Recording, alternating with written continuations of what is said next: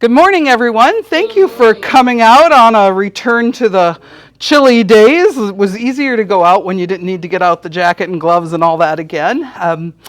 See some new faces in the crowd this morning, so thanks for coming out. I am Trava, Olivier. I am the museum educator here at the Pipestone County Museum. Been here about 12 years, and my presentation today is going to be on the Pipestone County Poor Farm, but I'm going to start with some background information on the general concept of the poor farm, because I think it's really important to understand what led into a poor farm being here when we look at the history of it and financially if it was successful or not. So we're certainly not unique in having had a poor farm at Pipestone County. The concept of a poor farm was really an adaptation to an urban type of situation known as a poor house or an almshouse. And that type of welfare system was set up very early in American history by the colonists, bringing what was done in England with them. The first almshouse or poorhouse in America can be traced to Boston, Massachusetts in 1622. So the concept is certainly not new. Before the Social Security Act was implemented in 1935, there was a stretch of about 300 years, right, after those colonists arrived, where local governing bodies were the ones that were expected to take care of those in need. When appearing before local officials and pleading their cases, an individual would be deemed either worthy, meaning their case represented that they needed some kind of financial assistance, or unworthy, meaning that the authorities simply did not view their case as creditable. Someone found to be worthy might be a man that was injured in an accident that left him unable to work. Authorities then would authorize a minimal financial support to purchase things like food or fuel that would help him and his family out. Those deemed unworthy might be individuals who looked like they were capable of working. I will point out that they looked capable, so they didn't show a physical disability. There was no allowances for anyone with a mental disability or an addiction or a hidden health issue that could not be seen. Women also could qualify for assistance. A woman who was viewed as immoral because she maybe had carried an illegitimate child or given birth could be denied assistance. However, a woman who was widowed would likely receive help from the governing body where she lived. The poorhouse and the poor farms became the only option for those that were deemed as unworthy. If you were worthy and got financial assistance, you could stay in your own home and purchase things that you needed. But if you weren't worthy and they didn't give you financial assistance, it really meant you needed to leave your home, and the only place left to go turned out to be these poor farms. The phrase, "You'll put us in the poorhouse," anybody heard it or used it? It's a phrase that comes back from this era of public welfare assistance, and it usually just referred to a husband and wife or a family member, even a child, that wanted to make it a purchase that the other person in the household thought was too extravagant, and if they spent that money, they'd definitely end up in the poorhouse. So that's kind of some of the early background as to how it started. Between 1820 and 1900 in America, the number of poor houses and poor farms grew rapidly, and that was really because of the westward expansion of our country. As more and more cities pop up, more and more people are in need of assistance, and more are being erected. A lot of the people that lived in them might have been men who were between jobs and that drifted in and out of them, but these types of places also became permanent homes for some. And the types of people that usually use them as permanent homes were people who had a mental illness or a developmental disability, and even almost like an early nursing home for the elderly. In Minnesota, the St. Peter Asylum for the Insane, which is what it was called, not trying to not be politically correct, that was just the name it was given at the time, opened in 1866, and the orphanage at Owatonna opened in 1886, and you see those on the screen. Both of these institutions predate the Pipestone County Poor Farm. And I point that out because as some of the institutions across the country were dealing with individuals that might have been better served in a situation like this because of mental health issues or because their parents had passed away, in Pipestone County that really was not the situation, because by the time our poor farm was started, we had institutions in the state that those types of individuals could be sent to. The concept of the poor farm was created for rural areas. It was evolved sort of as a place where individuals could go to get assistance, but it also came with the understanding that those that lived at the poor farm should be able to work for their room and board. The men should be able to help in the fields or care for the livestock. The women and even children should be able to help with simple household chores, cooking, perhaps gardening and food preservation for the meals that would be provided at the farm. And this would ensure that they learned job skills. And in learning these skills, they would then be able to get back on their feet and find a place to live off of the poor farm. Now, that was the theory. In most cases, poor farms were not self-sustaining. It was rarely that way, and it was often because of the individuals that lived there. The individuals that ended up living on these poor farms were often elderly and unable to work for their room and board, or they were chronically ill or had some type of disability that meant they could not meet their own financial needs. That also meant they weren't able to perform the tasks on the poor farms. And that meant the poor farms were forced to hire labor, further adding to the expenses of operation. In Minnesota, 63 of the 87 counties had poor farms at some point in time between 1850, so before statehood, and 1950, when the last one closed. In Pipestone County, the first talk about having a poor farm began in early 1885. A notice appeared in the Pipestone County Star dated February 3rd. It asked interested parties to submit bids to sell the county 160 acres of land. The land could be no less than 2 miles from the city and no more than 4 miles away from it. When looking into the why there was a need for the poor farm in 1885 that they're talking about, the same issue of the Pipestone County Star included another article that revealed the county had spent $650 for the care of poor in the previous 4 months. It mentioned an individual who was costing the county $2 per day for their care with no end in sight, and the article expressed concerns that the county was going to go bankrupt if something wasn't done. Now, I will point out 1885 is very early in county history. We started settlement around 1878. So the number of individuals that are living in the county and able to pay taxes to help with this is limited. So they did have limited individuals to tax to help pay for it. It also pointed out that in many counties across the state, those that relied on assistance suddenly found ways to care for themselves when threatened with the idea of a poor farm. And so there was concern that if one was established here at Pipestone County, there might be people who tried to pilfer and work the system a little bit. And don't we have similar concerns even today, that some people might take advantage of a situation? Well, the ending sentence in the article is that the commission reserved the right to reject all bids should they come in. No information was ever located that any bids were received in 1885. In fact, no further information about a poor farm in the county was located until February of 1892, so 7 years later. It seems that the Pipestone Agricultural Society, which I would add has become the Pipestone County Fair Board today, was the impetus to start the discussion. They were looking for a place for a county fairgrounds. Discussion ensued, and by March, the county commissioners appointed a committee to purchase land for a county poor farm. The public must have been following the topic closely. 2 weeks before the committee was appointed, prior to a formal action to proceed to purchase land, the commission had received and opened 11 bids from people interested in selling their land to the county for such purposes.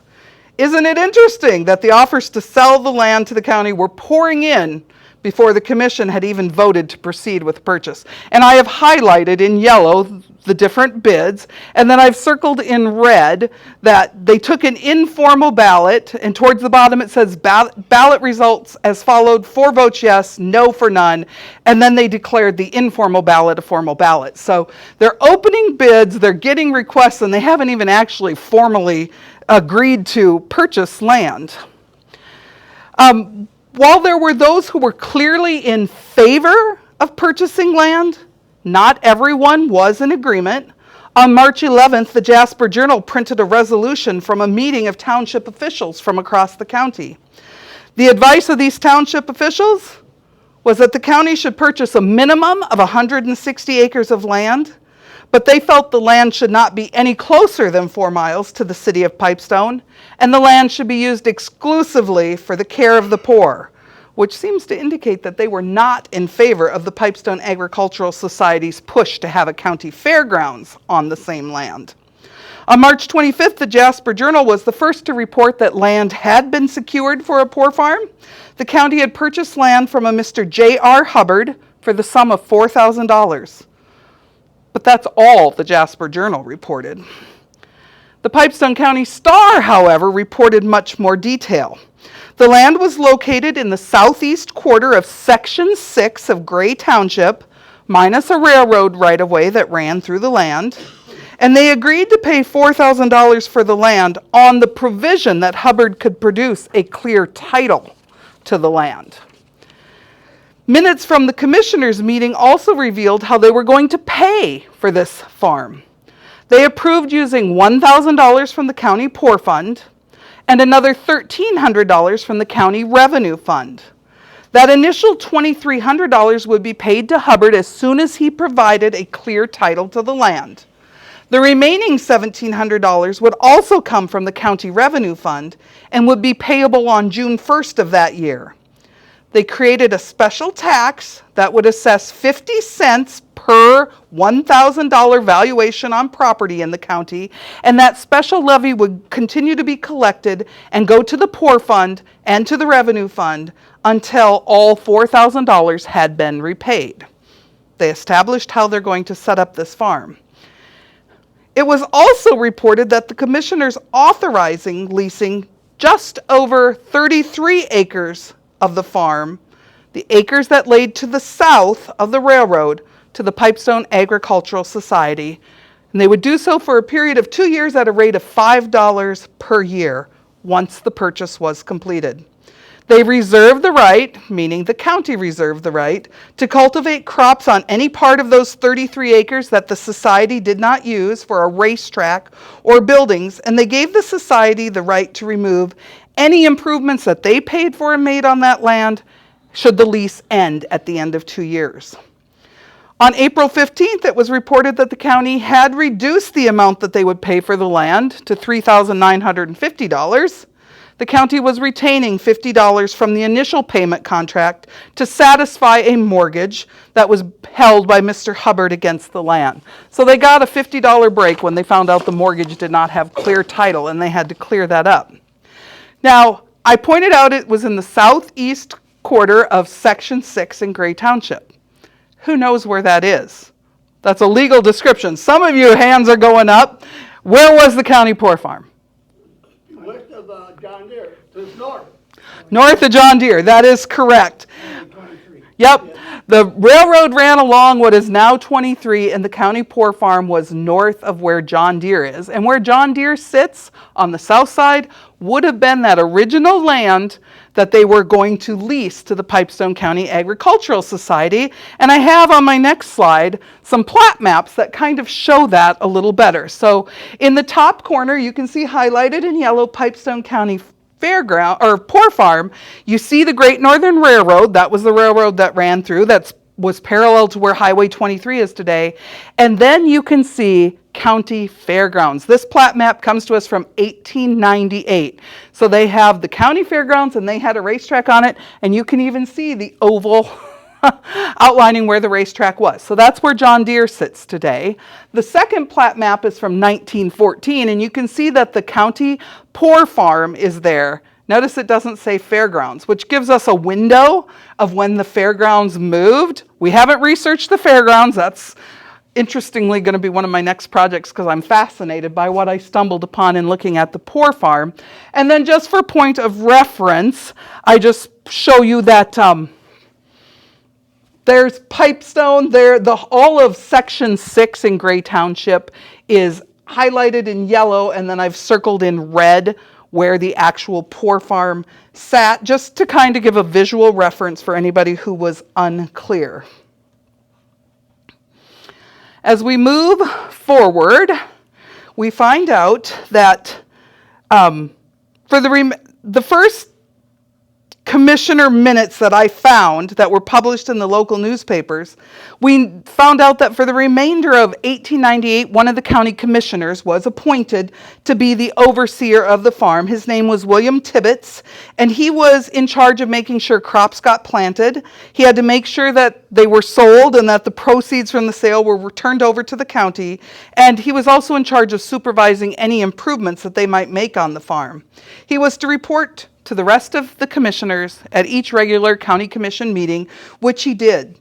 We have no indications that tell us that any individuals, any paupers, were actually sent to the county poor farm that first year to live. It seemed like from the reports they were fixing up the buildings and the house and getting it ready for individuals to reside there. In early 1893, the county sought bids for those that were interested in being the manager of the Poor Farm. And on February 17th of 1893, the County Star reported that 3 bids had been received. The successful bidder was a Mr. T.W. Clayton, and he agreed to farm the land. And his terms that were accepted was that he would provide all the seed, he would pay all the threshing fees, and he would turn over 1/3 of the proceeds from the sale of the crop to the county. He would also board paupers, care for them at the farm, at a rate of women. He would be paid $2 per week for their boarding, and men $2.50 per week to board them. It wasn't really until late that year that we learned if anyone was actually sent to live at the county poor farm. On December 8th, the Daily Star reported that Mr. Patrick Lafferty had died at the county poor farm that morning. He had been there for approximately 3 months. He had suffered a stroke, and it had led to his death about a week later. In February of 1894, another name actually came to light. A Mr. John Plovard from Burke Township had been ill for most of the winter. He had been cared for in a private home for some time. Financial reports from Commissioner's Minutes show that he had been cared for at the home of Mr. B.F. Rogers from December 13th of 1893 until February 13th of 1894.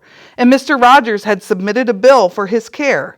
That bill included his transportation to the poor farm, as well as a $10 fee that was paid for burning Mr. Plovard's bedding on the order of the county physician. So we know that he had been ill. However, Mr. Plovard seemed to make a miraculous recovery. Remember how I mentioned that there was concern that people would try to pilfer and take advantage? Mr. Plovard was taken to the county poor farm, and just days after he was taken there, from the local newspaper, this report comes. John Plovard, who was recently sent to the county poor farm at Burke Township, has left for parts unknown, but it is thought that he has gone to Murray County. The fellow said he did not realize that he was going to the poor farm, but when he found out he was there, he made up his mind to get out, and so out he got. And thus the county is relieved of any further charges for Mr. Plovard's care.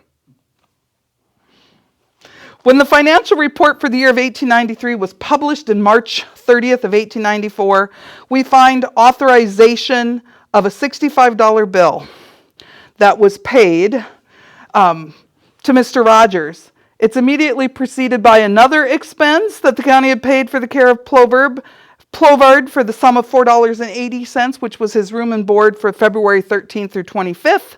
So we know he was there less than 2 weeks to say, and it may be a safe assumption that his charge for that time at the poor farm really does align with the article that said once he decided it was time to go and he knew where he was, he decided to get out.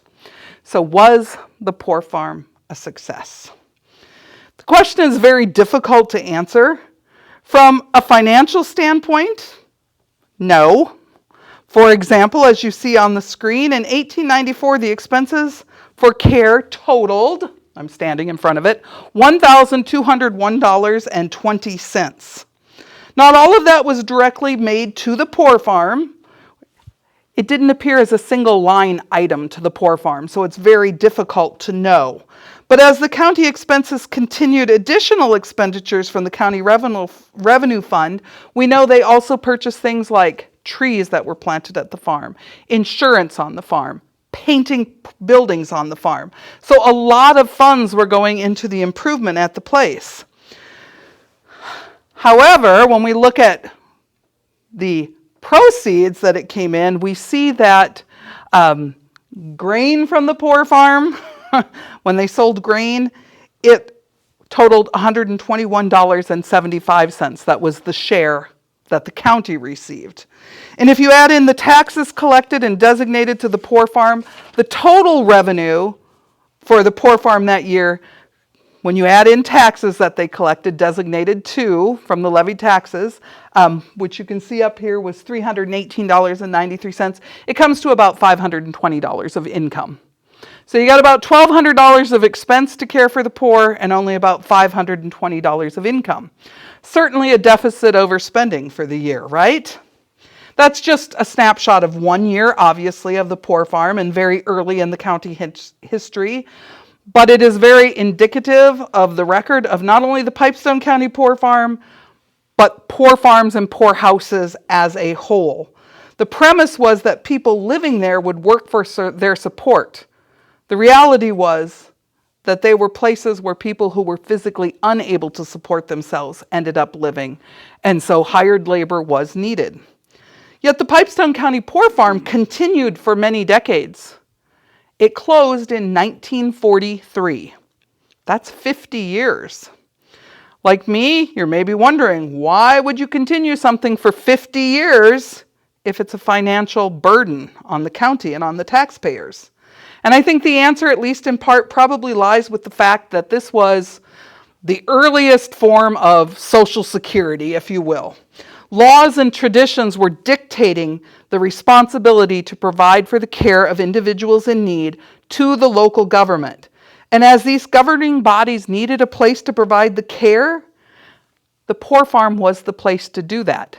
Had they not had a Poor Farm, they would have been paying room and board into a home of a private individual that was willing to take them in, or into boarding houses. They were going to have an expense to pay for the care of those individuals, regardless of where. And so the Poor Farm just became the place to make it easy. They could hire a manager. Not every individual wanted to invite the poor, the elderly, the mentally ill into their homes for private care. So it still provided that place to send those that had nowhere else to go. There were multiple superintendents over the years of the Poor Farm being in existence.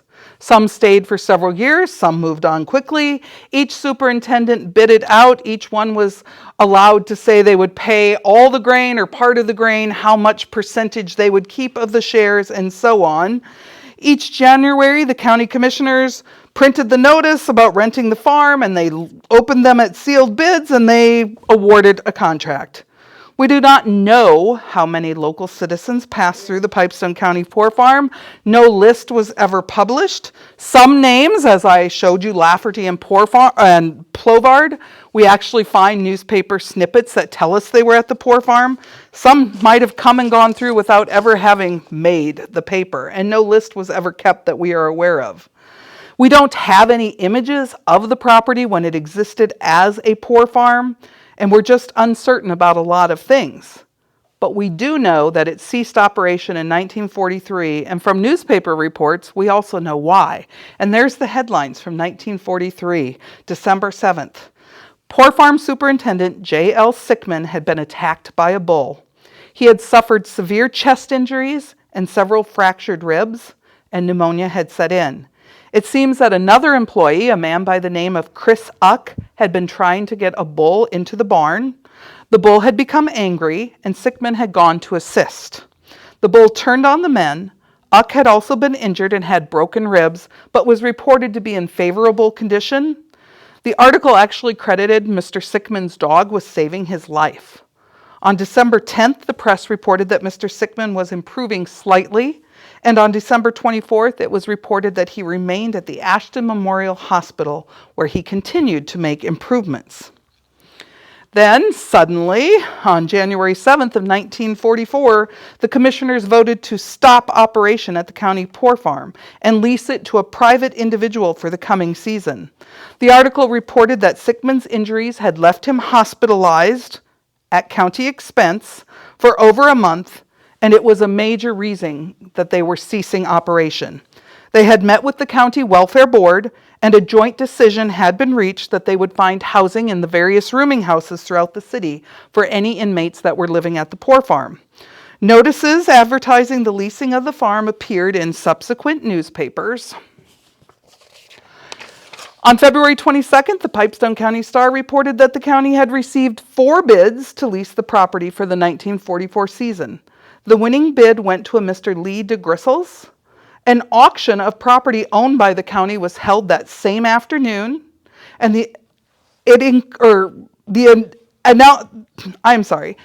appeared in the same paper. The auction was held, and the auction notice included that they were selling everything: 2 horses, 24 head of cattle, 56 hogs, plus the corn, the barley, the oats, the hay, 200 head of chicken, and all the farm machinery. So they had not just agreed to lease it for a year with the maybe we'll come back and see. They're selling the equipment. In checking land records, we learned that they only leased it to Mr. DeGrissel for that one season, because we learn from the county land records that Henry Even purchased the farm from Pipestone County on December 30th of 1944. County of Pipestone, the date is there. It was a deed, and you can see the consideration. He paid $16,201. So over the last 80 plus years since that sale, the land has changed hands numerous times. The building site was separated from the other land, and it remains privately owned. We know the building site is an individual acreage that is lived on today. The land that is agriculture is still privately owned and held in a trust. And we also know that south of what was the railroad and now 23 is commercial property and where John Deere operates. So that is what we do know about the Pipestone County Poor Farm. And at this time, I would entertain any questions you might have. We do not have any pictures of it when it operated as the poor farm. We don't know how many individuals. We don't even really have a good grasp on how many bedrooms there might have been in the house to accommodate. I was questioning at times, looking through the expenditures that were printed in the county commission minutes, like if you have a poor farm, why are you still paying private individuals to provide care? And question if perhaps the poor farm was full and they still had to board some individuals in private homes just because they didn't have the space at the poor farm. We don't really have a concept. And yes, there's a house still there today. We don't know if it's been added onto and changed. It's been 80 plus years since it closed as the poor farm. So what's there today may not be an exact replica of what it was when it was the poor farm. So that house was where John Deere is now? Just across the highway, to that acreage just to the north. North side of the highway is where the house was, and then the farmland continued to the north. South of what was then the railroad was where the fairgrounds first started. So the county owned that land and leased that part to the Agricultural Society. Any other questions or comments? Well, if not, I thank you for coming out and listening this morning. Yeah. Thank you.